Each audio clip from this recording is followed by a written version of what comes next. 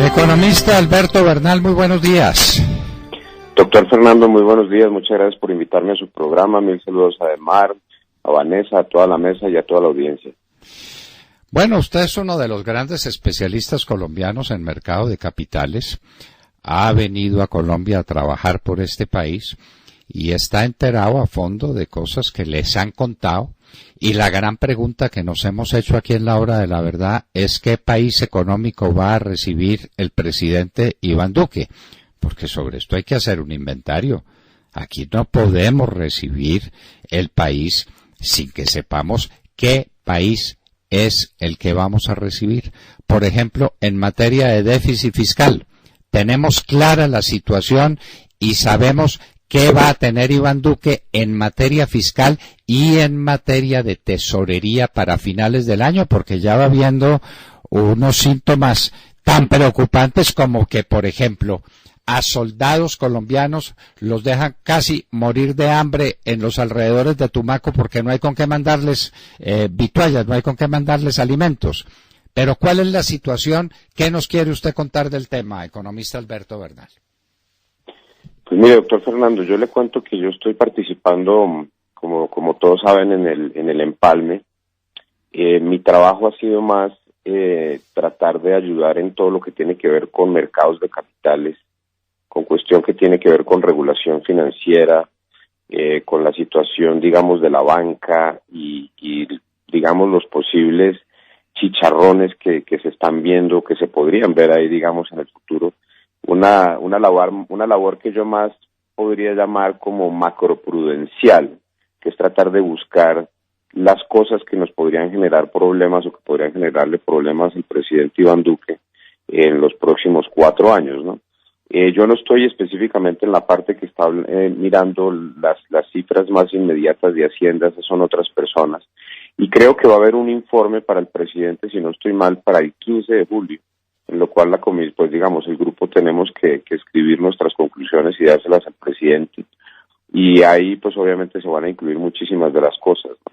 Lo que sí le puedo contar, doctor Fernando, es lo siguiente. Por ejemplo, yo estuve dando una conferencia para la Contraloría el martes pasado, si no estoy mal, un evento aquí en Bogotá, en el cual me pidieron que yo hiciera un diagnóstico sobre la realidad fiscal, no inmediata, sino más hacia largo plazo, y cómo podríamos actuar o qué necesitamos hacer para tratar de mejorar las perspectivas y la calidad del gasto público, que yo creo que es lo más importante desde el punto de vista de una visión más a largo plazo de la política fiscal.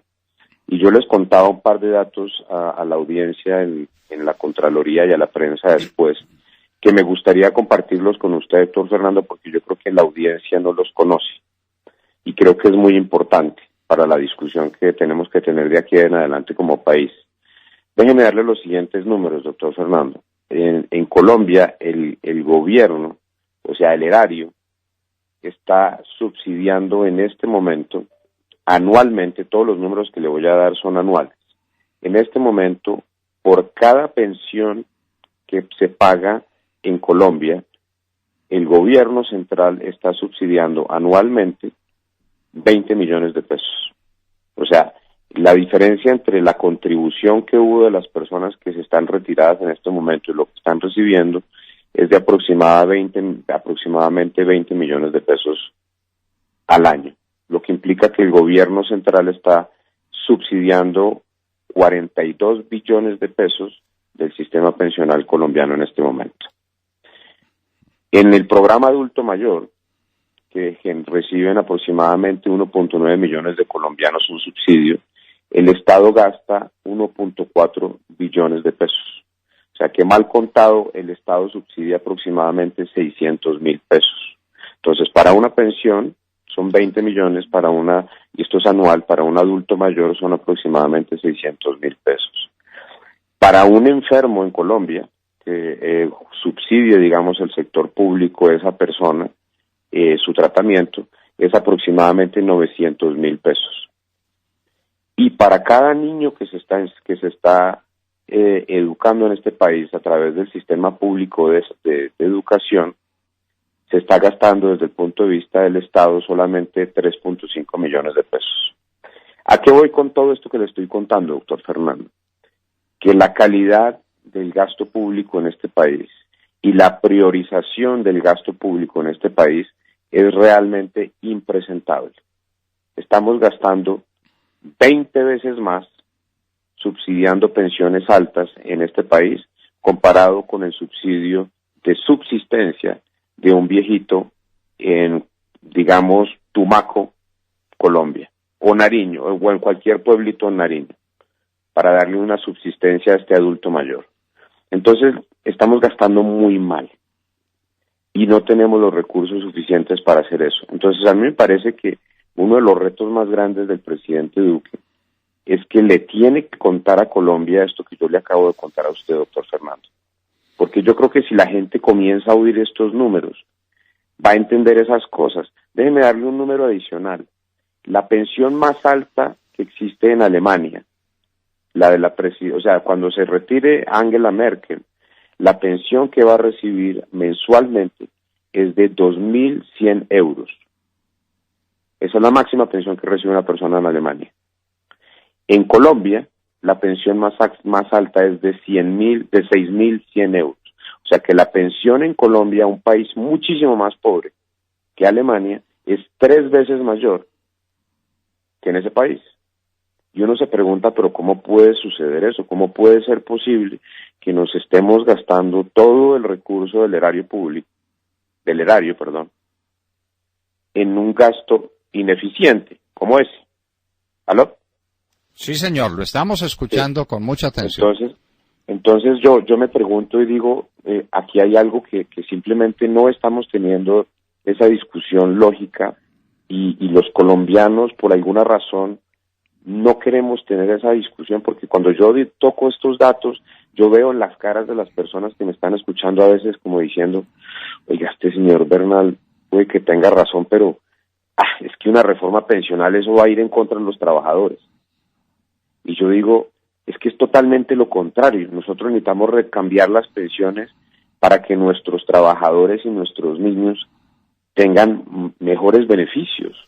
Es que no podemos seguir gastando semejante dineral en un gasto que realmente no es eficiente desde el punto de vista social, porque no nos sirve para nada pagarle una pensión de 30 millones de pesos a una persona que se retiró de la empresa de teléfonos de Bogotá a los 45 años. Eso no puede seguir pasando.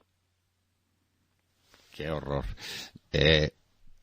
Alberto Bernal, hay una cosa que no entiendo, por favor explíquemela. Usted habla de 20 millones de pesos de subsidio anual por una pensión. Una persona que recibe un salario mínimo de pensión, que es la mayoría de los colombianos, o 2 salarios mínimos, pues no está recibiendo 20 millones de pesos de subsidio, porque eso es lo que le pagan en total, y algún esfuerzo tuvo que hacer él a lo largo de los años. Luego el subsidio no puede ser de 20 millones, de manera que ese subsidio es principalmente para las pensiones altas, es decir, para lo que llamamos aquí en nuestro propio lenguaje megapensiones. Exactamente, doctor Fernando. Entonces, los colombianos pobres que están pagando IVA, o la clase media de Colombia que está pagando renta y que está haciendo tanto esfuerzo desde el punto de vista de pagar impuestos, está subsidiando. Óigame esto que me contaban el otro día, doctor Fernando. Hay casos en Colpensiones donde se tiene que emitir un bono de pensiones para poder pagar esa pensión alta de 1.200 millones de pesos por cada persona. Déjenme repetir eso, 1.200 millones de pesos. Entonces, mientras nosotros tenemos a nuestros soldaditos sin suficiente comida en Nariño, tenemos niños que no estén recibiendo suficiente leche por la mañana, que eso es una tragedia, doctor Fernando. Está completamente probado que la capacidad para un niño ser inteligente depende de lo que reciba en contenido calórico durante sus 2 primeros años de vida. O sea que un niño desnutrido no puede aprender. No es que no quiera aprender, sino es que no puede aprender porque nosotros, doctor Fernando, somos muy afortunados y nuestros papás nos pudieron alimentar bien y por eso podemos pensar. Pero hay muchos niños que no pueden pensar porque simplemente no reciben el contenido calórico suficiente. Entonces, usted me puede creer, doctor Fernando, que en un país así hay gente, o hay pensiones que están recibiendo un subsidio y por cada pensión de 1.200 millones de pesos durante la vida de la pensión. Yo digo eso, es que no puede ser. Imagínese, ¿sabe qué es lo que más triste, doctor Fernando? Que se lo puedo pronosticar. Cuando mi amigo Iván, presidente de la República, comience a tratar de arreglar este problema, yo le puedo asegurar que la izquierda radical en Colombia va a decir, tenemos que salir a la calle a parar esta reforma neoliberal que viene con el presidente Duque, porque esto es para los ricos y es para los banqueros y toda la cosa. Y tanta gente pobrecita, ignorante ahí caminando por culpa de estos demagogos, cuando lo que estamos tratando de hacer es ayudarle a que ellos tengan una mejor vida, por el amor de Dios. Pero es que es muy difícil, doctor Fernando. Es muy difícil. Y de paso, porque hablamos de las personas a las que se les subsidian unas pensiones obscenas, desde el punto de vista internacional esto es obsceno, que en Alemania sean 2.100 euros y en Colombia 6.000, es decir, el triple que en Alemania, cuando Alemania tiene, ¿cuántas veces el Producto Interno Bruto per cápita? Yo creo Colombia. Que Alemania debe estar en este momento en ingreso per cápita, pongámosle unos $65,000 tal vez, en Colombia estamos en 12.000.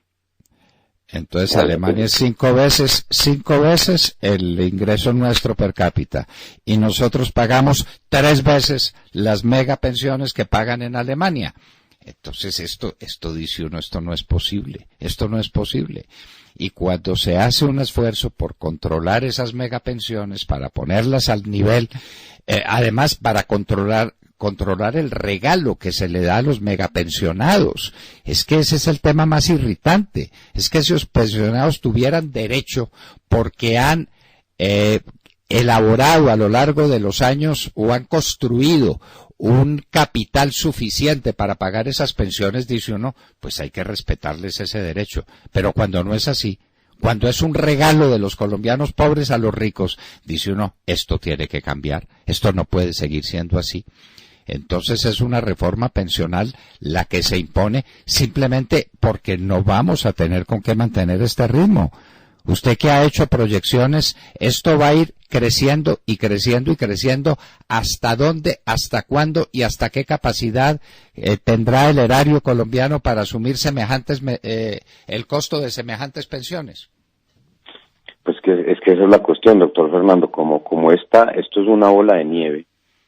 Y si no cambiamos las condiciones inmediatamente, o sea, por ejemplo, usted me pregunta a mí, doctor Fernando, y yo no estoy esto ya está escrito, ¿no?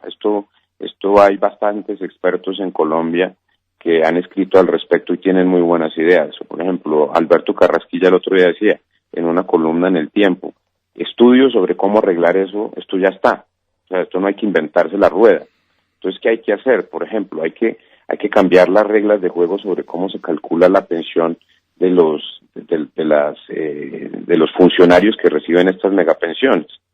Me explico, en vez de tomar el promedio de salario de los últimos 10 años, que es una barbaridad, se toma el promedio de salario de los últimos, de toda la vida laboral, y además se le pone un límite máximo al tamaño de la pensión que pueda recibir una persona, como se hace en cualquier país normal del mundo, doctor Fernando, nuevamente. En Alemania la pensión máxima es 2.100 euros. La pensión máxima en Estados Unidos, en uno de los países más capitalistas del mundo, es $2.100. $2.100. Doctor Fernando, mi papá que se retiró en Estados Unidos recibe mensualmente del Social Security, después de pagar esos impuestos, $2.100. ¿Y por qué recibe eso? Pues porque los norteamericanos entendieron que es que no hay nada gratis en este mundo. Entonces, en el caso colombiano, los personajes que se aprovechan del sistema, porque es que los cuentos que me han echado sobre, por ejemplo, cómo en la rama judicial se burlan de todas las reglas que hay para generarse unas megapensiones, haciendo nombramientos los últimos 2 días de la vida laboral y cosas así, unas vainas brutales. ¿Para qué? Para aprovecharse del erario y básicamente robarle a los niños de Colombia, porque es que aquí solamente hay 2 opciones: o dejamos de gastar esta obscenidad en pensiones para poder gastar más en la educación de nuestros niños para que Colombia sea un país próspero en algún momento de la historia, o le subimos los impuestos más a la gente. Entonces eso no hay de otra, o sea, porque aquí la plata no nace en los árboles, y la plata no se puede imprimir, porque si la imprimimos nos pasa lo de Venezuela, o nos pasa lo de Argentina, pues que está en una situación brutal por culpa de la loca esa que tenían de presidente antes. Entonces, hay que hacer las cosas bien, y aquí está escrito cómo hacerlo. Hay que cambiar la forma como se hacen los cálculos para las pensiones. Hay que ponerle un nivel de pensión máxima para que no tengamos que subsidiar estas cosas así. Y otra vez, para que la audiencia me entienda bien, esto no es algo neoliberal ni nada parecido. Lo que queremos hacer acá es proteger las pensiones de los colombianos que se ganan 1, 2, 3, 4 salarios mínimos. Yo sí, por ejemplo, le digo una cosa, doctor Fernando, yo no quiero proteger al pensionado que se gana 20 millones de pesos al mes, porque me parece una barbaridad. Usted no debería recibir una pensión de 20 millones de pesos al mes en un país pobre. No debería. Pongámosle que sean 8 millones, no, sobre todo, 10 millones. Sobre todo si es regalo. Sobre todo si es regalo, exactamente. Porque si se lo merece, pues se lo merece, es otra discusión. No, es un regalo. ¿Regalo de quién? Exacto. ¿De los pobres para los ricos? No, no puede ser. Exactamente. No puede ser. Y eso hay que cambiarlo. Usted mencionó el tema judicial. Aquí se hizo un escándalo. Tal vez usted estaba en Estados Unidos y no lo pudo seguir de cerca. El Consejo Superior de la Judicatura traía de un tribunal o de alguna parte, traía un juez que se iba a pensionar con una pensión de 3 o 4 salarios mínimos o 5 salarios mínimos, se lo traía un ratico al Consejo Superior de la Judicatura y pasaba a una pensión de ¿cuántos salarios mínimos? A una megapensión, por haber estado 3 meses o 4 meses o 2 meses en el Consejo Superior de la Judicatura. Y eso pasa, y perdóneme, pero a esa gente no la meten a la cárcel. Eso es un fraude.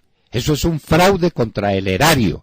Y esos magistrados del Consejo Superior de la Judicatura merecen ir a la cárcel. Y es que, vea, en materia de megapensiones, no se le olvide lo que son las legiones de lo que llaman los magistrados auxiliares. En los Estados Unidos, que usted conoce bien, un magistrado de la Corte Suprema de Justicia tendrá 1 o 2 magistrados o personas que lo acompañen en su tarea. Aquí en Colombia son verdaderas legiones de magistrados auxiliares. ¿Con qué estamos pagando eso? ¿De dónde va a salir ese dinero? ¿Cuánto va a resistir el fisco con esa carga? Son las preguntas elementales, y mientras tanto los niños no tienen suficiente leche para desarrollar su cerebro y para poder pensar. Pero es que ¿se da uno cuenta de la magnitud de estos problemas sociales? Eso sí es la inequidad más absoluta. Un niño pobre que no recibe leche será un lisiado mental para toda la vida. Y en el mundo en que estamos, que es el mundo de la información, el mundo de la inteligencia, esa va a ser una persona eminentemente subdesarrollada por cuenta de una injusticia. No puede ser, Alberto. Es que eso es una tragedia, y a mí lo que me impresiona, doctor Fernando, es que yo estoy encontrando tanta resistencia, por ejemplo, desde las nuevas generaciones, con esto que yo acabo de decir. Usted no se imagina las reacciones que yo recibo de personas que diciendo, es que este tipo lo que es un neoliberal, que si quiere es aprovechar de los pobres y la cosa. Yo decía, hombre, yo lo que quiero es ayudar a los pobres. Es que, por el amor de Dios, es que uno tiene que entender una cosa fundamental, doctor Fernando, que es que la matemática es la matemática. Y lo más simpático de todo, la mayor tragedia de todo, doctor Fernando, es que esto que acabamos de hablar, por ejemplo, una familia, pongámosle que una familia de extrema izquierda que votó por Petro, y pongámosle que reciba 2 millones de pesos el núcleo familiar desde el punto de vista de sus salarios. Entonces el papá y la mamá reciben esto, pero todos son en contra del neoliberalismo, toda esa cosa. Pero lo que sí entienden muy bien esa familia es que el límite que tienen de gasto es 2 millones de pesos, que no pueden gastar 2 millones 100 porque no se los van a prestar. Y lo que también entienden es que si se gastan la plata en irse de vacaciones, que es lo mismo que gastar semejante cantidad de plata en las pensiones, pues no hay plata para el colegio. Entonces esa familia, paradójicamente, desde su punto de vista de núcleo familiar, tiene muy clara la prioridad del gasto. Primero, la alimentación, segundo, los colegios para los niños, después si hay plata para un carrito o para una moto, y si hay plata nos vamos de vacaciones. Eso lo entiende hasta la familia, pues perdóneme el término más mamerta de Colombia. Pero lo traslada usted al sector público y ahí sí les encanta pues todas las ideas de esta cosa. Y uno comienza a hablar de priorizar el gasto público y no hacen sino atacarlo a uno como el tipo que va en contra de los pobres, pues cuando uno lo que está tratando de hacer es asegurarse que Colombia no tenga pobres.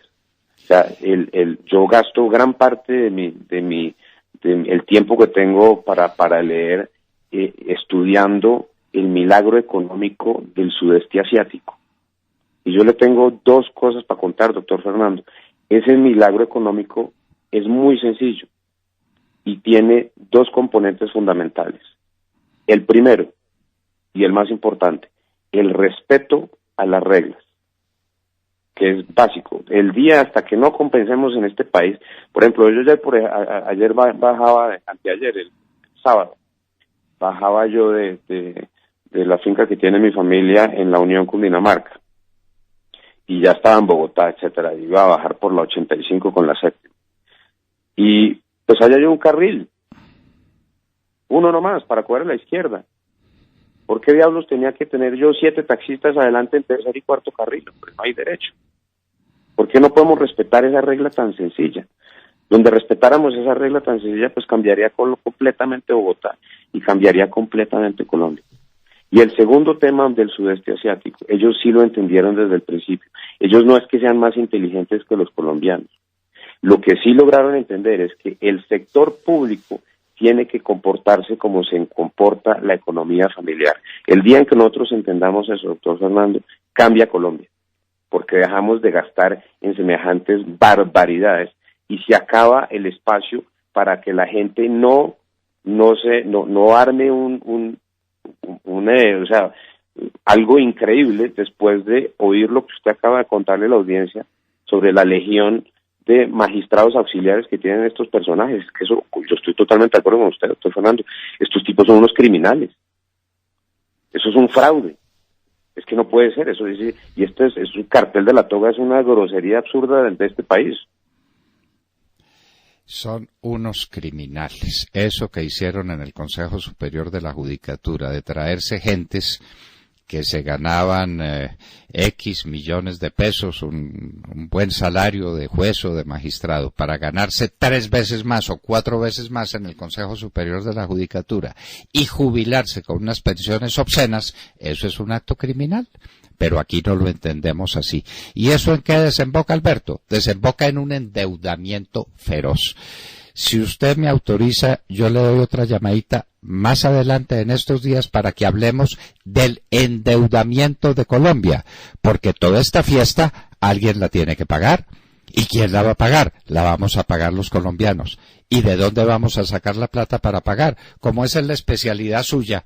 ¿Cuánta plata es la que estamos debiendo y cuánto nos cuesta esa plata que debemos al año? ¿Y de dónde sale esa plata para pagar el endeudamiento? Y si esta proyección continúa, ¿para dónde vamos? Y va a llegar el momento en que los acreedores internacionales digan a este loco que se endeuda sin compasión y que no va a tener con qué pagarle, con qué pagar, no vamos a prestarle más dinero. Alberto, ¿usted nos autoriza para que lo llamemos a hablar específicamente de ese tema, el endeudamiento? Claro que sí, doctor Fernando, y más faltaba con ustedes siempre, y para mí un placer que me llamen. Pues Alberto, lo llamaremos porque este tema de la deuda, porque todo esto que usted ha contado, este desbordamiento del gasto, y entonces usted lo llama barbaridades, otros lo llaman la mermelada, ¿no? Entonces gastamos a raudales. ¿Eso en qué desemboca? Desemboca en un endeudamiento. Colombia debe una cantidad de plata que no va a tener con qué pagar. ¿O nos estamos equivocando, Alberto? No, nosotros tenemos que poner o organizamos ya mismo el sector público y acabamos con todas estas locuras que hay en el gasto público, y Dios quiera que los colombianos nos apoyen en lo que se quiere lograr, porque si no esto va a terminar muy mal, doctor Fernando. Esto es como una fiesta que se sale de cauce, ¿no? Si usted ya tiene una fiestica que está ya avanzada en las horas y la gente está tomando mucho trago, etcétera, en algún momento algún comensal hace algo que no debe hacer y eso termina en pelea. Eso termina en un zafarrancho. Alberto Bernal, muchísimas gracias por ponerle de presente a la gente que este tema de las pensiones es un tema capital. Bueno, alguien ha sacado un dato, que es que el 73% del gasto en subsidios de pensiones está yendo al 40% más rico.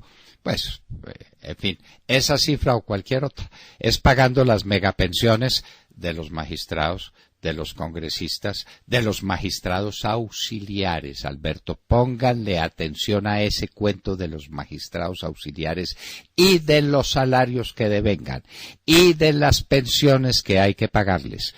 Porque es que ese es un tema capital, pero además es que la austeridad tiene que empezar por la cabeza.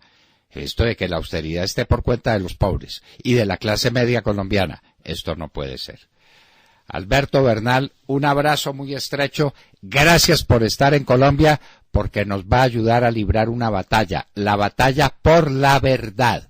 Iván Duque le tiene que decir la verdad al país de lo que reciba. Aquí lo hemos estado diciendo. Cuando se levante la enjalma, las peladuras que le van a aparecer a la mula, hay que contárselas a los colombianos para que estén dispuestos a los sacrificios que vienen con tal de rescatar este país del abismo en que se encuentra. Alberto, muchísimas gracias. Doctor Fernando, usted, un placer hablar con usted como siempre. Mil saludos a la audiencia, a la mesa y hasta la próxima. Participe en los sorteos de fabulosos premios con el ahorro ganador del Banco Popular. Siempre se puede. En la hora de la verdad, a través de Radio y Red de RCN, llega el editorial de Fernando Londoño.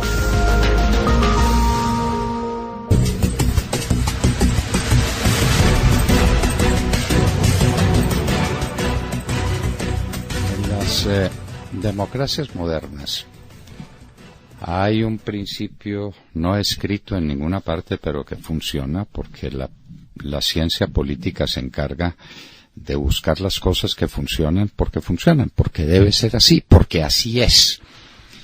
Y eso que funciona es que a un presidente electo, a un jefe de Estado, llámelo presidente, llame primer ministro, llámelo de cualquier manera que sea, lo reciben con una venia, porque es el triunfador en una democracia.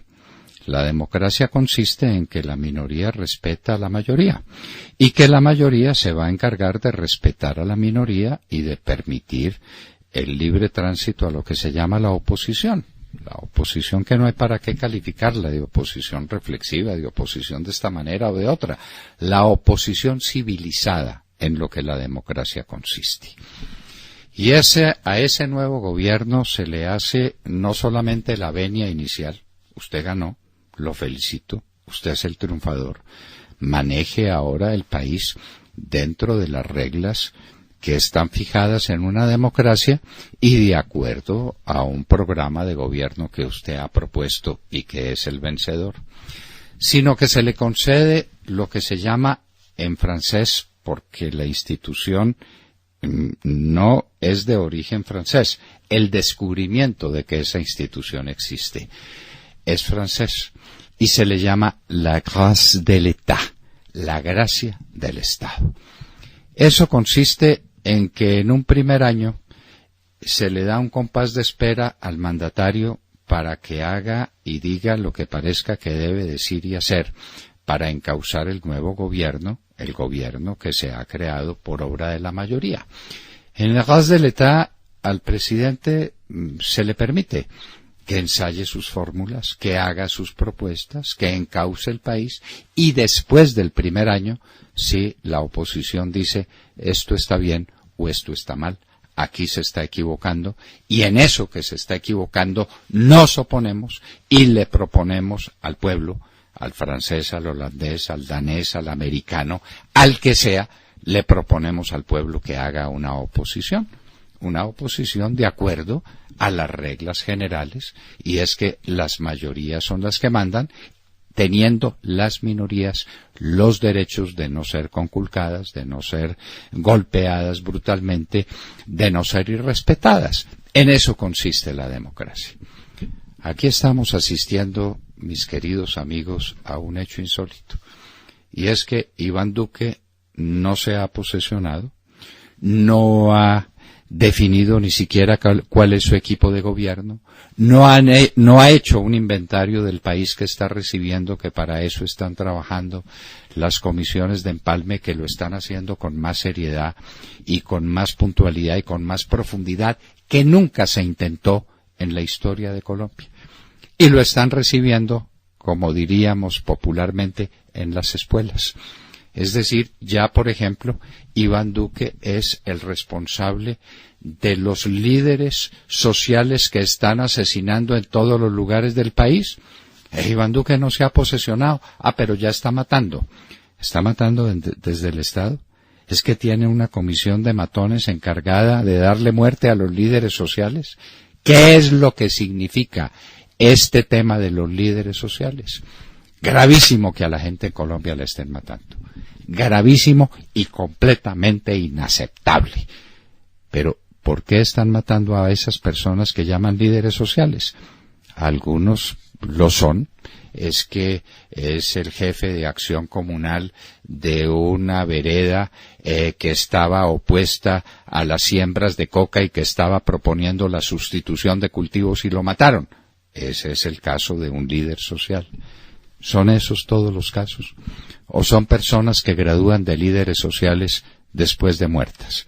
Es que mataron a este era un líder social. ¿En qué? Nadie sabe. ¿Por qué lo mataron? Nadie sabe. Lo cierto que es que en Colombia se ha desatado una furia asesina que a algo tiene que corresponder. Y nosotros tenemos nuestro diagnóstico y lo hemos propuesto con toda claridad ante los colombianos. A la gente la están matando en Colombia porque el presidente Santos liberó una especie de cultura de la muerte, abriéndole espacio al narcotráfico. El narcotráfico es nuestra tragedia.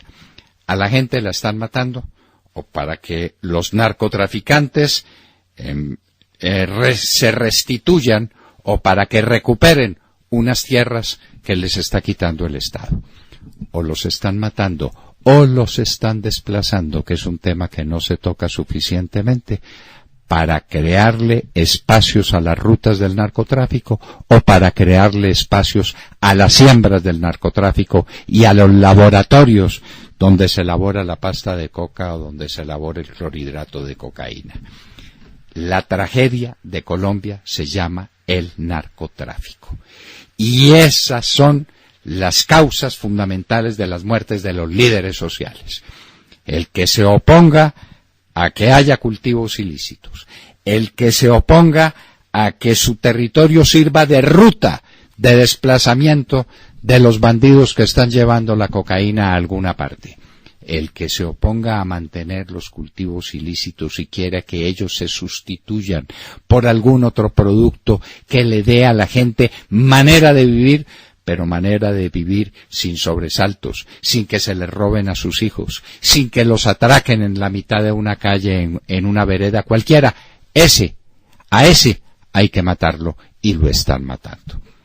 La tragedia de Colombia se llama narcotráfico. Y este es un tema al que no se refiere el que está creando todo este ambiente terrible de Colombia y que está recibiendo a Iván Duque en las espuelas, el señor Gustavo Petro. ¿Por qué no habla de ese tema Gustavo Petro? Porque no puede mencionarlo. Gustavo Petro, por mucho que le apunte a la mala memoria de los colombianos, tendrá que explicar las relaciones del M-19, su grupo guerrillero, su grupo de matones organizados para hacer terrorismo en las ciudades por las FARC. Gustavo Petro viene de las FARC porque de las FARC viene su proyecto político. Y eso es una realidad, y es una realidad que los colombianos tenemos que entender. Pero además, es que ese grupo, el del M-19, hizo causa común con el narcotráfico para operaciones tan detestables como el asalto al Palacio de Justicia. Y por eso Gustavo Petro no menciona una palabra sobre el narcotráfico. No dice una palabra sobre lo que eso significa como la causa eficiente de los muertos que se están produciendo en Colombia. Queridos oyentes, aquí hay una tragedia, no hay duda ninguna.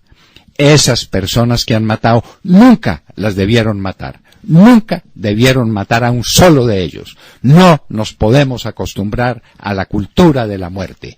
Cada muerte nos debe doler en el corazón, sea quien sea el muerto. A nadie se puede matar en Colombia. Si es un delincuente, hay que capturarlo y entregarlo a la justicia. Si es una persona de bien, tanto más dolor el que causa que a una persona de bien la asesinen en Colombia. No podemos estar con la cultura de la muerte. Eso significa que no podemos estar con la causa eficiente de esa cultura de la muerte. No podemos. En lugar de hacer velatones, hagámoslas, o además de las velatones, donde participan varios de los matones, ¿no? Porque ese es el contrasentido de la política colombiana.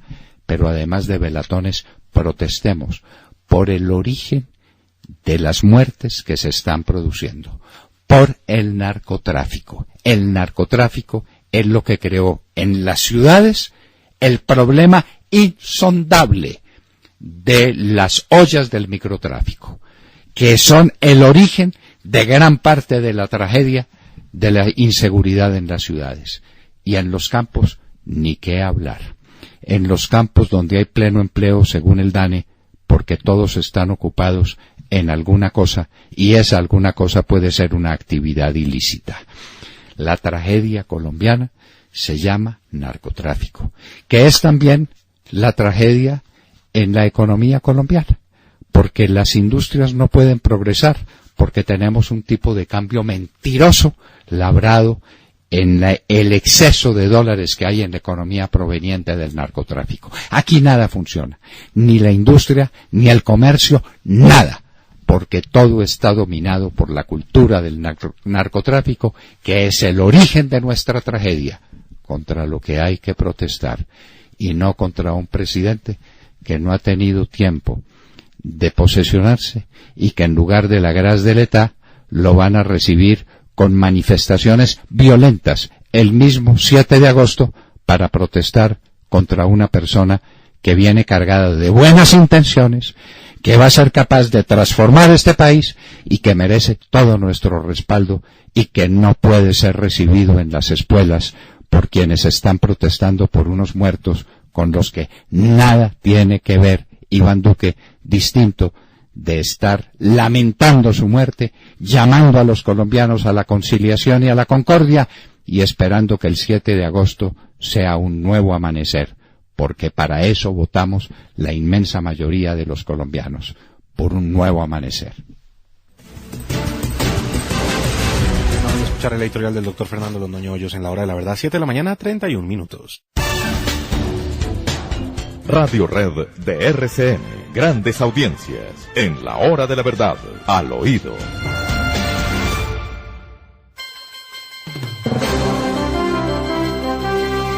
Al oído, William. Bueno, doctor Londoño, en Colombia, en Venezuela generales y en Colombia magistrados. Mauricio Botero nos refresca la memoria con una maravillosa y oportuna columna en donde nos habla de la enorme diferencia entre Venezuela y Colombia.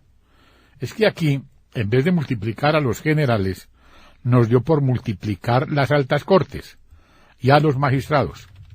Entonces hace todo un detallado análisis de cómo multiplicaron y de qué manera a los magistrados en las altas cortes. Y cómo queda en manos de la toga, de cierta manera, de ciertos equilibristas de la toga, el manejo del país. En Venezuela, el cartel del sol se impone. Esa es una reflexión como para empezar, doctor Londoño, porque vamos a hablar de Petro, como usted lo dice en su columna de hoy, porque tendremos mucha oportunidad de referirnos a este personajillo y que lo retrata un hecho que ocurre en Pitalito. Sí, el sábado asesinaron a un joven que se llamaba Frank Darío Rincón.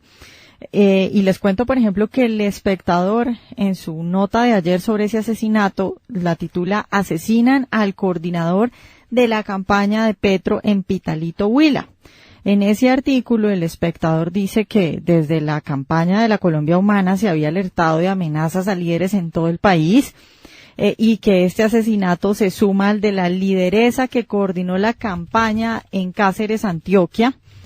Y obviamente Petro salió a decir que le asesinaron a otro de sus líderes y al coordinador de su campaña. Sin embargo, resulta que el comandante de la policía del Huila, el coronel Juan Carlos Restrepo, dice que lo ocurrido en Pitalito con este muchacho fue una riña. Dice, hacia las 6 de la tarde del día sábado se encontraba en un establecimiento público, departiendo con otras personas, sale a la vía pública y tiene una riña. Ya tienen al presunto asesino detenido y finalmente dice que Rincón sí era simpatizante de la Colombia Humana, pero que nunca fue coordinador de la campaña de Gustavo Petro a la presidencia.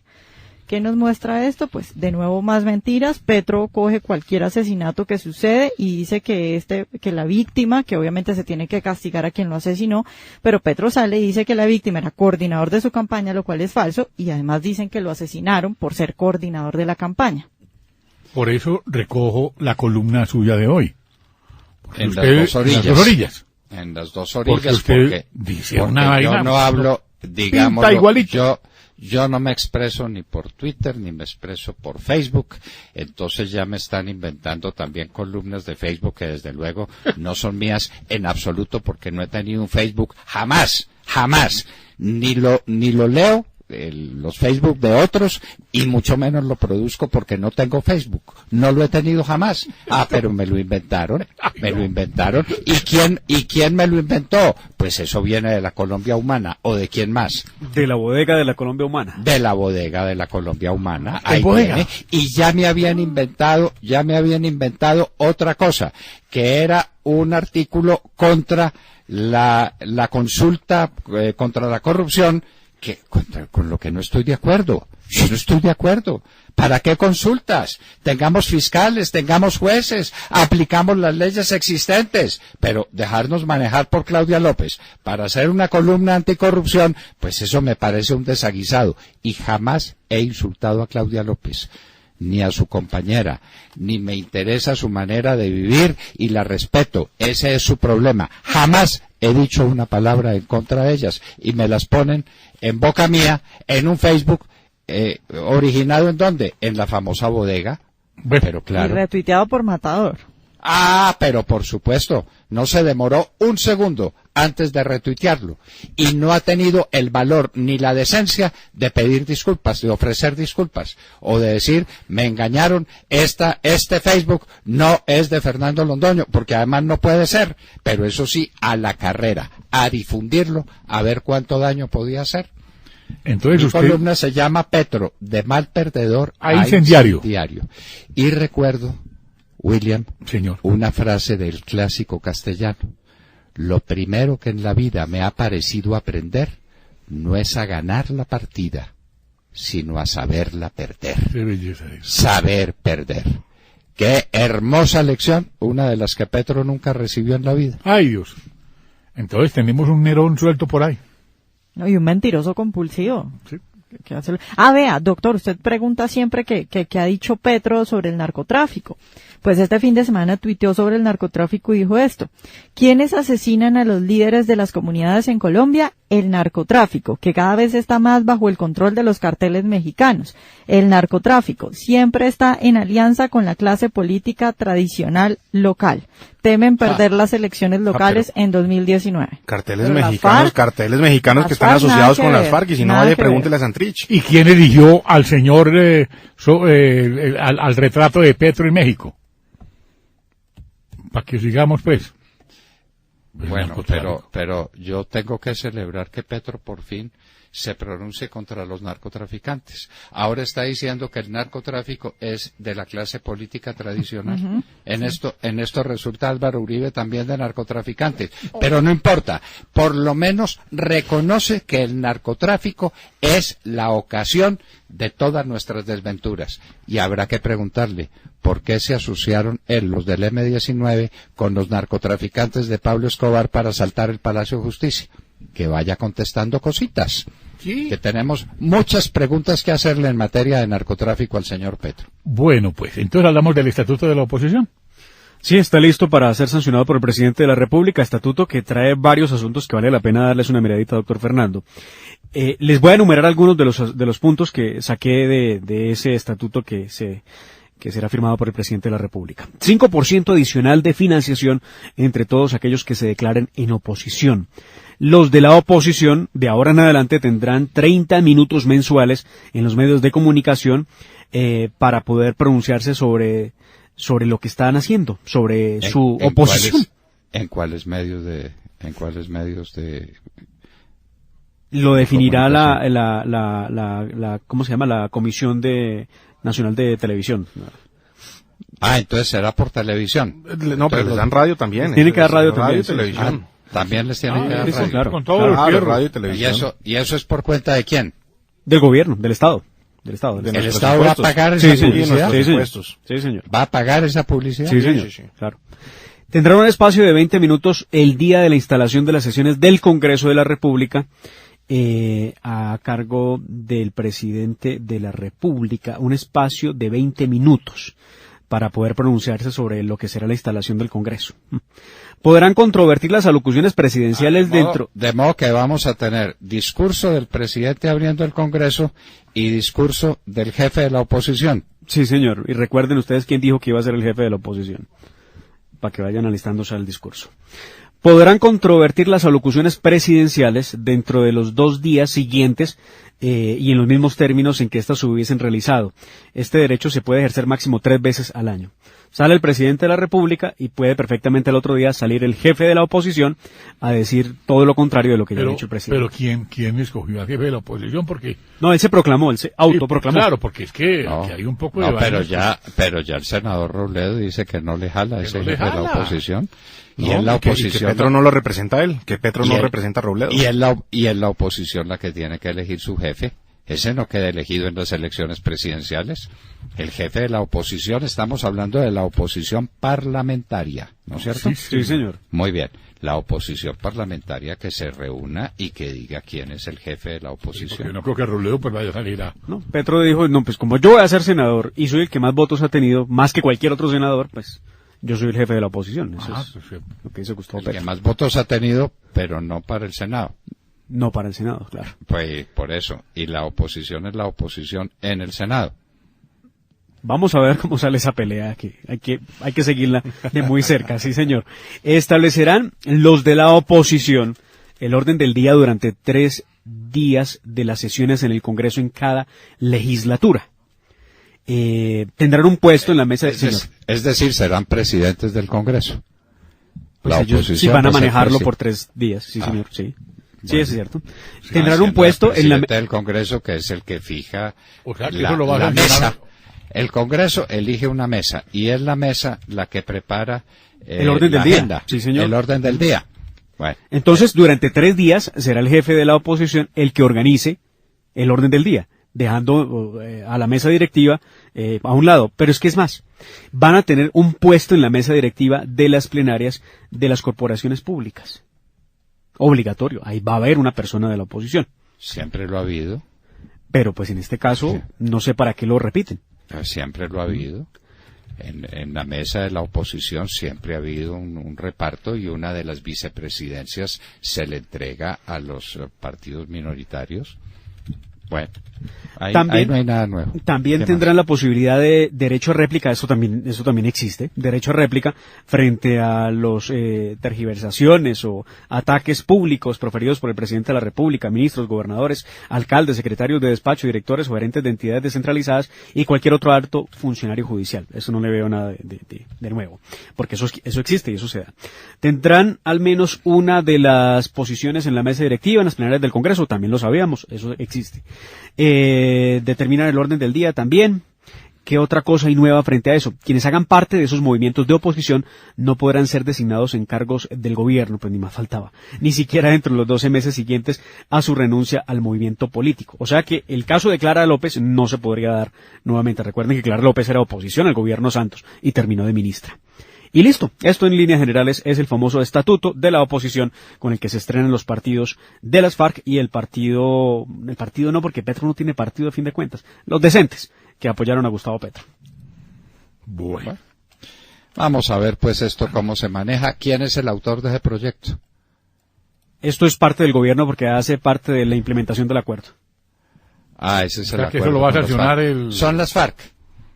Pues sí, lo va a sancionar hoy el sátrapa. Entonces las FARC va a decir la oposición somos nosotros. Exacto. ¿O no? ¿También? Es que la FARC es oposición, sí señor, claro. Sí, señor. Claro que es oposición. Con 50.000 votos, ¿sí? Entonces me hace el favor y me abre espacios, además de las 20 emisoras, me abre espacios en los medios de comunicación, en la televisión, en la radio, por cuenta mía, porque la oposición soy yo. Y Pedro va a decir, no, la oposición soy yo. Entonces vamos a ver quién es la oposición. Y Robledo va a decir, la oposición soy yo. También.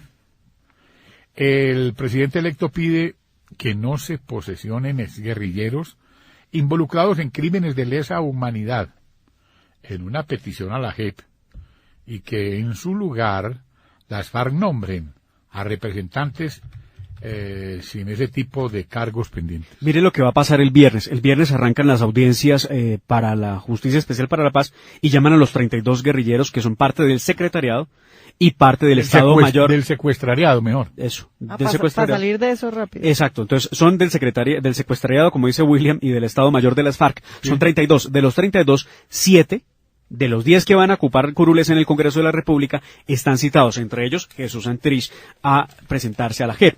¿Qué va a pasar ese día? Ese día ellos van a recibir un informe, oiga bien, que es un informe que sale de la Comisión Histórica de la Verdad. ¿Se acuerdan ustedes quiénes son los integrantes de la comisión? ¡Ay! Ellos mismos. Sí. Ellos mismos. Hay gente bueno. de unas afinidades ahí como muy cercanas. No, ellos. Bueno, la Comisión de la Verdad. Hay a propósito un estudio sobre la Comisión de la Verdad que ha llegado a mi poder y que se va a convertir en libro de una niña de apellido Vargas. Por ahí le voy dando a usted esa pista, donde hace un análisis de cada uno de los miembros de la Comisión de la Verdad, para que sepamos quiénes son. El caso es que esa comisión, doctor Fernando, le va a entregar a cada guerrillero de las FARC lo que ellos encontraron en su estudio de memoria histórica. Y le van a decir, vea, usted cometió estos delitos. Eso es lo que dicen.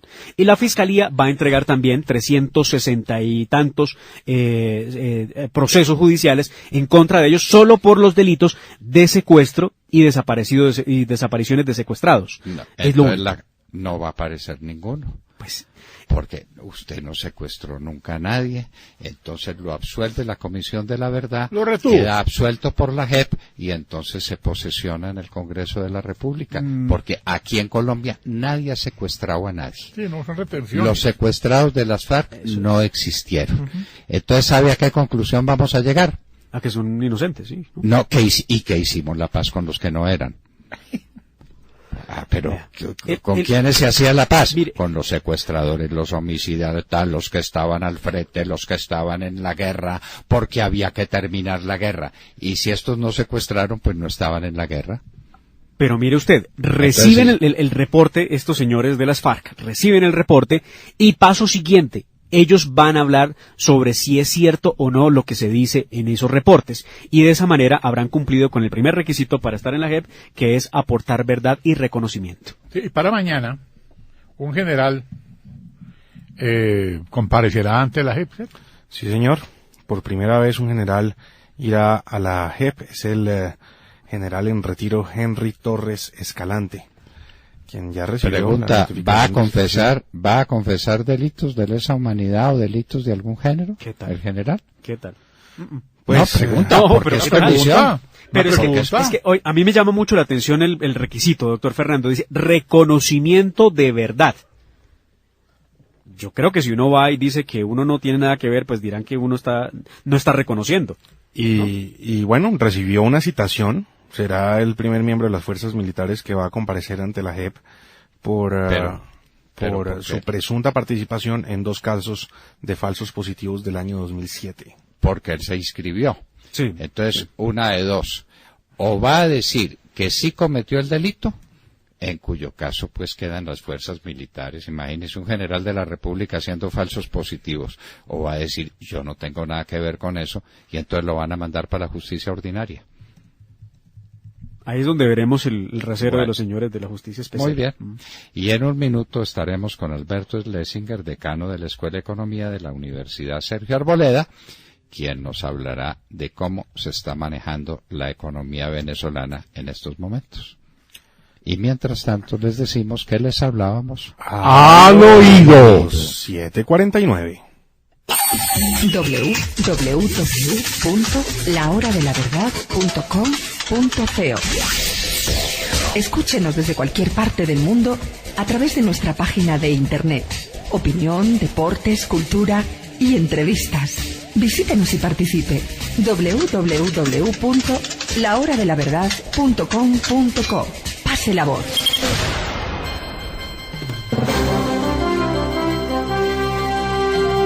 Doctor Alberto Schlesinger, decano de la Escuela de Economía de la Universidad Sergio Arboleda. Muy buenos días. Muy buenos días, doctor Fernando. ¿Cómo están ustedes?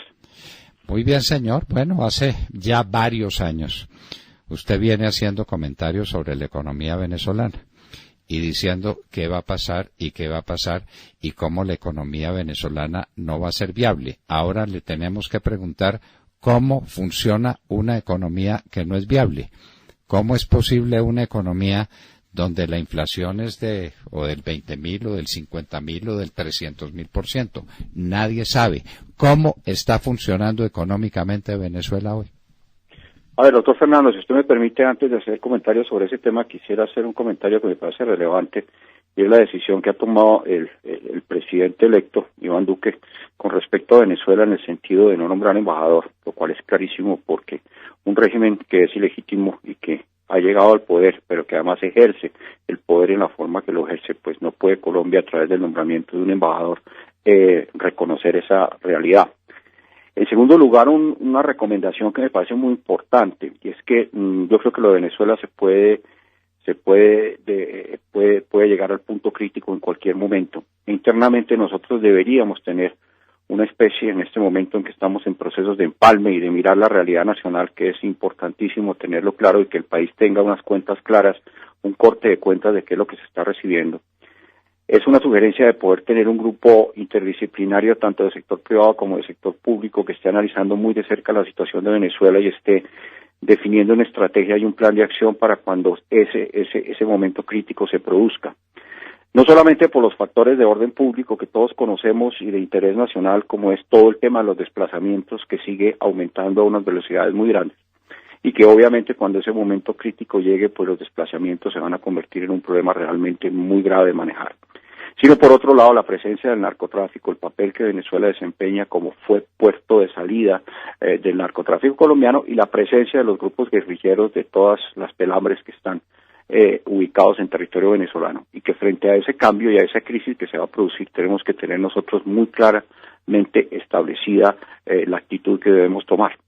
Pero también tenemos que mirar cómo va a ser el proceso de la reconstrucción de la economía venezolana. No se nos debe olvidar a nosotros que por razones geográficas, históricas, de complementariedad económica, llegamos a exportar $7.000 millones a Venezuela. Yo creo que Colombia tiene que ser muy proactiva, no reactiva, para estar preparado a ver cuál es el papel que tanto el sector público como el sector privado, especialmente el sector privado, va a tener que desempeñar cuando eso se produzca. Porque Venezuela va a necesitar una ayuda internacional muy importante y una presencia internacional muy importante. Y Colombia, por todas estas razones, tendría que ser un participante de primera línea y muy activo a partir del momento en que esto se produzca. O sea que mi sugerencia es que hay que hacer un proceso ya de seguimiento muy concreto de la situación venezolana para estar nosotros preparados, digo, tanto sector público como sector privado, frente a esa realidad que se nos va a venir encima. Segundo, entremos a mirar los temas que nos pueden dar una visión de qué está pasando en ese proceso de deterioro acelerado y, como diría yo, increíble. No sé si usted se acuerda que en las páginas de un periódico Bogotá del Siglo había una página los domingos que era muy agradable de leer y muy interesante, que se llamaba, aunque usted no lo crea, por Ripley. Ahí salían esos datos en el mundo en que no eran creíbles, es decir, eran tan extremos y tan incomprensibles que lo señalaban como una curiosidad. Y yo creo que el análisis del comportamiento político y económico, sobre todo en Venezuela, forma parte de eso, de esa idea de señalar cosas que no son creíbles. Entonces tendremos el aunque usted no lo crea en el caso venezolano. Primer tema que yo le comentaría a usted es la situación desde el punto de vista de la inflación en Venezuela. Como todos sabemos, la inflación en Venezuela pues entró hace tiempo ya en lo que los economistas denominan una hiperinflación. Y los datos que se tienen es que en este momento la inflación ha superado el 3% diario. Al superar el 3% diario estamos hablando nosotros de que muy posiblemente la inflación en el año, en la forma como se está midiendo, puede superar el 100.000% durante el año. Eso prácticamente es absolutamente incontrolable. Y ese monto así de alto nos lleva a ver cómo el proceso inflacionario se ha surtido por elementos básicos que acompañan lo que es la filosofía del socialismo del siglo XXI. Primero, la destrucción del aparato productivo, tanto del aparato productivo público, o sea, en manos del Estado, como del aparato productivo privado, que lo venimos viendo desde que Chávez estaba en el poder. O sea que desaparece la oferta de bienes y servicios internamente. Segundo lugar, la desaparición de la capacidad de compra del Estado venezolano externa, a través de la caída de sus ingresos petroleros, que era lo único que le daba oxígeno para poder suplir la falta de oferta interna de bienes y servicios, que es total.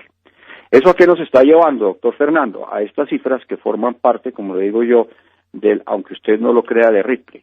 El 20 de junio, el gobierno de Maduro, como lo ha venido haciendo, ha venido ajustando cada 3-4 meses los salarios mínimos a fin de inyectar teóricamente mayor liquidez y con esa liquidez compensar el crecimiento de la inflación, lo cual obviamente lo único que está llevando es a atizar mucho más el crecimiento de esa inflación, porque la emisión de dinero, pues eso es dinero inorgánico que lo que hace es acelerar el proceso inflacionario, porque la producción de bienes y servicios va cayendo al mismo tiempo.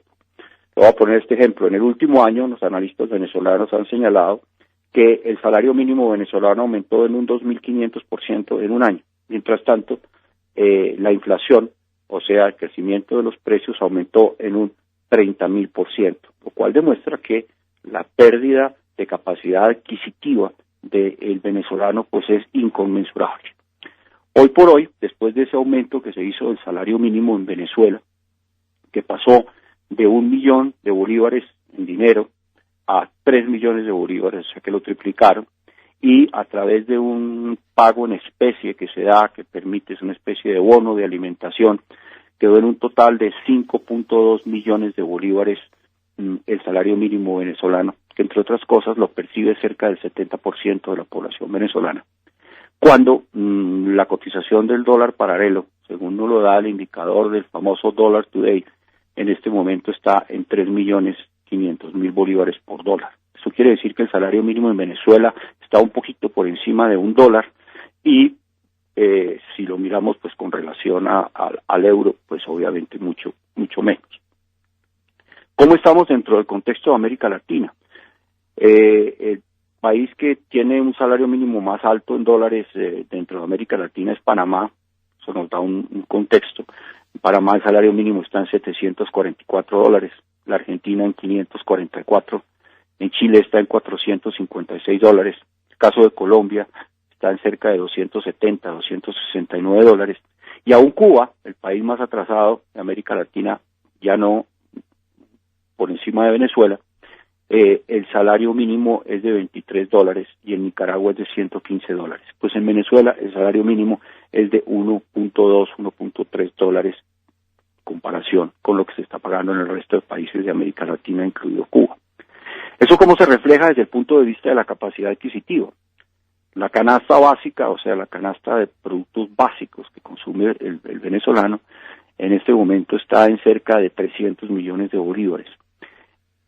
Un poquito más, con lo cual quiere decir que para poder adquirir la canasta básica con este nuevo salario mínimo se requiere 58 salarios mínimos para poder adquirir la canasta básica mensual que requiere un venezolano.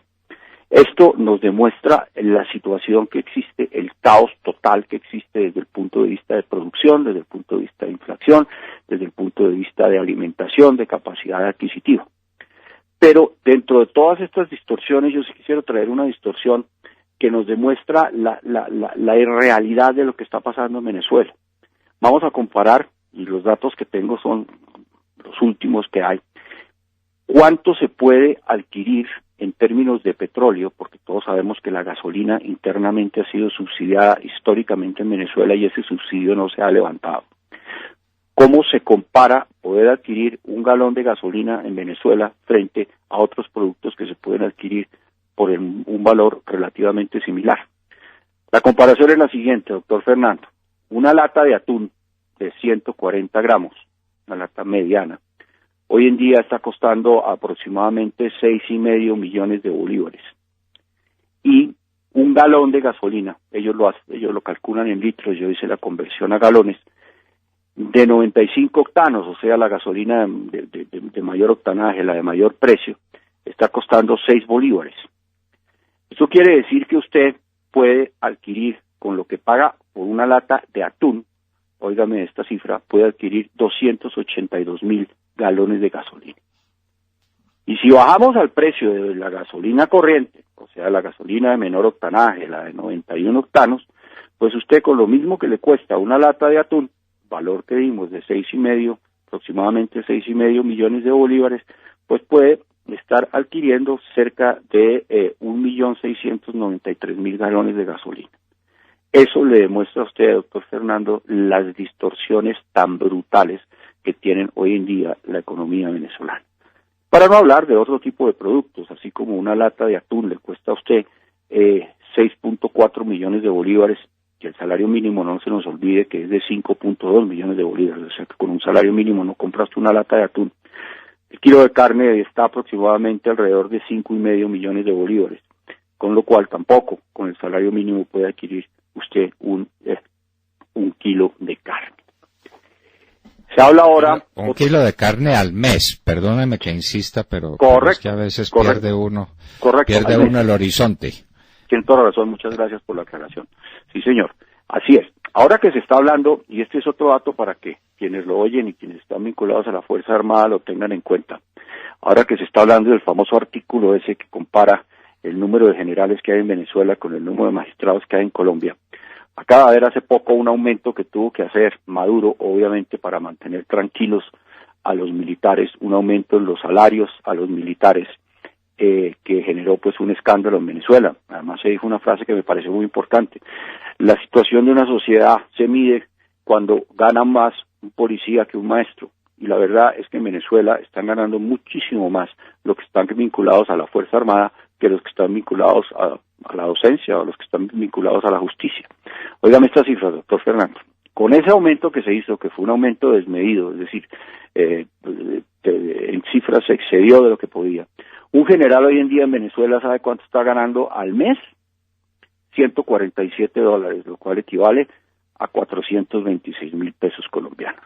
Esos son 500 millones de bolívares que traducidos a la tasa de cambio de 3.500.000 bolívares por dólar, pues un general en Venezuela, de esa cantidad de generales que ellos tienen, les acaban de mejorar su situación simple y llanamente subiéndole los salarios a $147 mensuales. Un coronel, si seguimos bajando, gana $70 mensuales, lo cual serían cerca de 200.000 pesos colombianos. Un mayor gana $43, serían 124,000 pesos, y un capitán estaría ganando aproximadamente $35, lo cual equivale a 100.000 pesos, un poquito más de 100.000 pesos colombianos. ¿Qué ha pasado con la producción en términos de los indicadores generales de Venezuela? Pues los últimos 5 años el PIB ha caído un 37% y se calcula, acumulado, y se calcula que en lo que termina este año puede llegar a una caída del 40%. Esa es la desaparición desde el punto de vista de la producción general de bienes y servicios del país del 40% de la producción. Eso es absolutamente insostenible. Y el déficit fiscal que se calcula este año debe ser de alrededor de estar por encima del 20% del PIB. Aquí nosotros prendemos las luces de alarma cuando el déficit fiscal puede llegar a ser el 4%, superior al 3%, y se prenden todas las luces de alarma, pues en Venezuela el déficit fiscal va a estar por encima del 20% este año. Y eso es explicable simple y llanamente ¿por qué? Que la única forma que tienen ellos de funcionar monetariamente, dada la situación de la desaparición de la producción, de la desaparición del empleo, es a través de la emisión de dinero en orgánico. Simplemente ponen a funcionar la máquina y los datos que se tienen pues son aterradores. Eso no creo que haya sucedido recientemente en ningún país en el mundo, salvo la famosa crisis entre las dos guerras, la Primera y la Segunda Guerra Mundial, en que todos sabemos qué fue lo que pasó en ciertos países como Alemania en materia monetaria. En estos últimos 4 años la liquidez monetaria venezolana en promedio se ha expandido, en promedio año, se ha expandido un 360% año. Y obviamente el promedio de la caída del PIB ha sido de un 10% promedio año. Solamente en los 4 meses que van corridos de este año, de enero a abril, la expansión monetaria ha aumentado en un 280%. Eso pues obviamente es el combustible directo e inmediato para que los precios estén aumentando en la forma que están aumentando y la situación que estamos viendo nosotros de caída en la capacidad de compra del venezolano pues sea la que estamos viendo. El último dato que ha salido es que el último aumento, los cálculos que hacen los economistas venezolanos, el último aumento de salario mínimo que se hizo en el mes de junio, solamente en el siguiente mes, en el mes de julio, pierde un 68% de su capacidad adquisitiva. O sea que si a mí me aumentan un bolívar, ese bolívar que me están aumentando en el mes de junio, en el mes siguiente, por el alza de precios automático de los productos, con ese bolívar voy a poder yo adquirir solamente el 32%, o sea, 32 centavos de ese bolívar que me aumentaron. Estos indicadores que yo le estoy dando a usted son absolutamente incontrolables. Este es un proceso que ya no tiene control desde el punto de vista económico. La situación externa de Venezuela en materia de petróleo, que era lo último que le quedaba, es ya definitivamente dramática. Estas son las cifras que es importante tener en cuenta. En el último año, Venezuela ha perdido 600.000 barriles diarios de producción. 600.000 barriles diarios, si calculamos la canasta venezolana durante este último año alrededor de $60, significa la pérdida de cerca de $13.000 millones solamente por la caída en la producción. En este momento, a finales del primer semestre, se calcula que la producción total venezolana está un poquitico por debajo ya del 1.300.000 barriles diarios, y la proyección que hay, de acuerdo con la caída en la producción que se viene y la curva, dada la ineficiencia, la falta de inversión, todo el manejo del sector petrolero y la destrucción del sector petrolero venezolano, es de que terminemos el año, Venezuela termine produciendo alrededor entre 1 millón y 1.100.000, en el mejor de los casos, barriles diarios. Y la proyección para el año entrante es que el promedio de producción en el año entrante puede estar alrededor de los 800.000 barriles diarios, o sea que estarían produciendo en promedio más o menos alrededor de lo que nosotros estamos produciendo. No se nos debe olvidar que cuando Chávez llegó al poder, Venezuela producía 3,5 millones de barriles diarios. Si estamos cayendo a 1 millón de barriles diarios o menos de 1 millón de barriles diarios, pues obviamente la pérdida es superior a lo que está alrededor del 80% de la capacidad productiva venezolana. Entonces ya el problema no es de que los precios del petróleo suban como evidentemente están subiendo. Aproximadamente la OPEP debe producir en este momento alrededor de unos 32 millones de barriles diarios, de los cuales pues el principal país es Arabia Saudita y el segundo es Irak. Y ya Arabia Saudita está incrementando su producción para llegar a 11 millones de barriles diarios, de esos 32, Irak también la está aumentando porque tienen que suplir la caída de dos grandes, o de los que eran grandes productores de petróleo dentro de la OPEP, como es el caso de de Irán, que ya está alrededor de los 3.8, ya está por debajo de los 4 millones de barriles, y además tiene las sanciones que Estados Unidos le acaba de poner. Y por otro lado, por la caída de Venezuela, que era un país que producía cerca de 3.5 millones de barriles, y que dentro del paquete de la OPEP pues llega a producir 1 millón de barriles diarios, lo cual significa caída en la oferta, y al haber caída en la oferta se suben demasiado los precios, entonces los demás países están ya en plan de aumentar su oferta de petróleo. O sea que la industria venezolana de petróleo, que ya venía muy golpeada, venía muy afectada, pues lo poco que quedaba, que era la producción bruta de petróleo de Venezuela, ha caído en 600.000 barriles diarios en el último año, y ya en el último mes esa tendencia se ve que puede llevar la producción al final del año alrededor de 1.100.000 barriles diarios. O sea que por donde usted lo mire, por donde usted lo vea, desde el punto de vista interno, desde el punto de vista externo, desde el punto de vista de generación de divisas, la pérdida de empleo es absolutamente monumental. Se calcula que funcionarios del sector público se están retirando de sus trabajos, aproximadamente 200 trabajadores mensuales se están retirando por la sencilla razón de que es más costoso el transporte para ir a trabajar que lo que están recibiendo como salario en los puestos públicos. Eso también cuando se le dice, uno forma parte de, aunque usted no lo crea, pero esa es la realidad. El parque de transporte interno venezolano, que es el que mueve a la gente, los buses, etcétera, en este momento el parque que está operando es el 20% del parque nominal, o sea que el 80% por una razón o por otra, por falta de repuestos, por todos los elementos, no está operando. Eso ha llevado a que se haya establecido una cosa que es terrible, que se llaman las famosas, le han dado un nombre peyorativo y terrible, que lo llaman las perreras. ¿En qué consisten las perreras? Es que han habilitado volquetas privadas o de servicio público, que recogen la gente y la gente se sube en eso, hacinada en una volqueta. Calculen usted, ya van, la última información que tenemos es que ya van 60 muertos que se caen de las volquetas para poder llegar a sus sitios de trabajo, para poder transportarse internamente dentro de Venezuela. Transporte aéreo, las empresas de transporte aéreo para hacer el transporte interno dentro de Venezuela, el último dato que acaba de llegar es que solamente cuentan con 20 aviones para cubrir la oferta o la demanda de transporte interno en Venezuela. Entonces, el sector de transporte, que también es básico y fundamental, pues está totalmente colapsado. Y si miramos los servicios públicos, pues ni hablar, la producción de energía eléctrica, pues los apagones son absolutamente generalizados, lo cual afecta a todo, porque afecta desde la poca producción industrial que queda hasta la vida y la calidad y las condiciones de vida de los venezolanos. Pero ahora se le acaba de sumar otro, y es que ya la producción de agua entró en crisis, porque los grandes reservorios o centros de almacenamiento de agua en Venezuela no están funcionando. Y el último sistema de trueque que existe es que hoy en día se cambia comida por agua. Hay muchas zonas, sobre todo, y en zonas no apartadas del país. De pronto las zonas apartadas del país que tienen acceso a agua más pura de los ríos o de las quebradas están en mejor condición que las zonas urbanas, y que el caso de Caracas es clarísimo. Caracas tiene un desabastecimiento de agua. Hay zonas en las cuales hace 3 semanas, un mes, en que no llega agua de ningún tipo, entonces las personas tienen que salir a pagar a unos precios exorbitantes unos carros cisternas que les dan agua, y el que le sobra un poco de agua o el que le sobra un poco de comida está intercambiando comida por agua. Y hay que recordar también otra cosa, de que la gente también los restaurantes están creando un nuevo cliente, y es que los restaurantes, los desechos que quedan en los restaurantes los reempacan y los están vendiendo a las personas que los pueden adquirir. Esa es la situación real de lo que está sucediendo en Venezuela.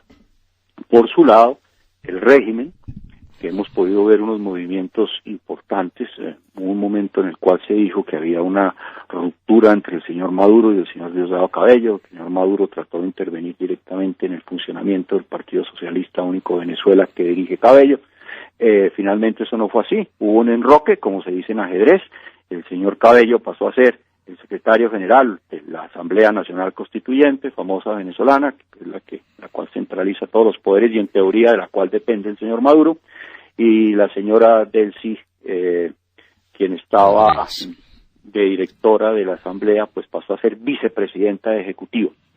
o sea, la vicepresidenta del segundo nivel dentro del Ejecutivo venezolano, lo cual hubo un enroque y siguen ahí los dos grupos funcionando en paralelo, el grupo de Maduro, en el cual está la señora Delcy Rodríguez y su hermano, el señor Rodríguez, y en el otro lado pues está el señor Diosdado Cabello, que en este momento es el que está manejando y mandando y controlando la Asamblea Nacional Constituyente. Todo eso dentro de un proceso, están parados sobre una montaña que se está derrumbando, se está cayendo, y ellos siguen actuando como si nada sucediera. El discurso de hace un par de días de Maduro, con el ascenso de los nuevos militares, de los nuevos egresados de la escuela militar, los nuevos tenientes, subtenientes y tenientes, y el resto de cargos dentro del sector castrense venezolano, simple y llanamente dijo que la situación económica la arreglaban o por las buenas o por las malas. Y ya les puso un límite, y es que dice que Venezuela va a ser una potencia en el año 2052. O sea que con ese mensaje le está diciendo aguantarse, porque en el 2052 vamos a arreglar este problema y aquí nosotros seguiremos viendo a ver cómo lo hacemos. Esa es la situación. Por eso es que yo creo que nosotros sí debemos estar, y el nuevo gobierno debe estar muy preparado con un grupo interinstitucional que vea la realidad venezolana para poder tener una clara estrategia que nos permita, cuando eso haga finalmente explosión, que la va a hacer, poder tener una posición de primera línea, porque Colombia, por infinidad de razones, está llamada a tener una clara participación, una clara colaboración que va a necesitar el pueblo venezolano, pero por otra parte poder participar en el control que necesitamos nosotros tener desde el punto de vista de seguridad. Se imagina en el momento de crisis, que va a ser una crisis muy complicada, muy compleja, lo que vamos a tener en materia de desplazamientos, cuántos de esos señores se nos devolverán para el país, seguramente pretenderán que pueden llegar aquí a Colombia todos esos jerarcas venezolanos. Entonces yo creo que nosotros tenemos que ser muy proactivos y muy preparados para poderlo hacer. Bueno, doctor Schlesinger, esto sencillamente es un panorama no desolador, sino como el de Ripley. Siempre teníamos un dicho cuando estábamos jóvenes, esto es como para Ripley. Bueno, Venezuela toda entera es como para Ripley. Ahora ya lo último es que hay que cambiar agua por comida, y uno se vuelve a preguntar cómo sobrevive la gente en Venezuela. Pues a base de ingenio y a base de dejar que los niños tengan retraso mental, porque no hay que darles. Imagínense si hay problema en Colombia con la alimentación de los niños, lo que será la alimentación de los niños en Venezuela, y la de los ancianos, y la situación de los hospitales, y la huelga de las enfermeras, y la huelga de los médicos. No, sencillamente lo de Venezuela es inenarrable, así, con esa palabra, pero no por metáfora, sino simplemente porque es así. Esto es inenarrable.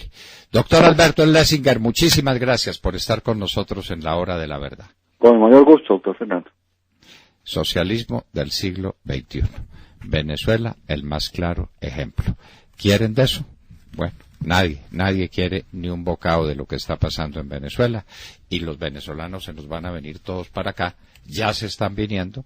Ese es uno de los problemitas, una de las herencias que nos deja Juan Manuel Santos con su nuevo mejor amigo.